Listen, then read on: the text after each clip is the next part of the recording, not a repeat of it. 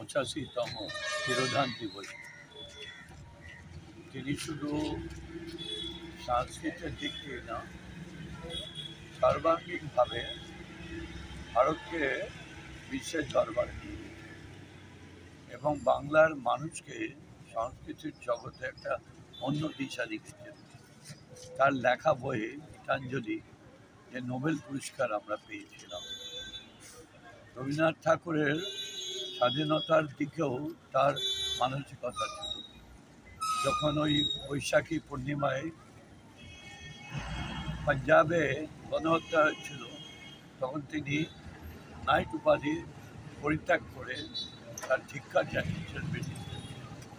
এরকম মানুষের জন্মদিন, মৃত্যুদিন ইংরেজবাজার পৌরসভা গভীর শ্রদ্ধার সঙ্গে পালন করি। আমরা মনে করি সারা দেশ রবীন্দ্রনাথ ঠাকুরের আদর্শ থেকে এগিয়ে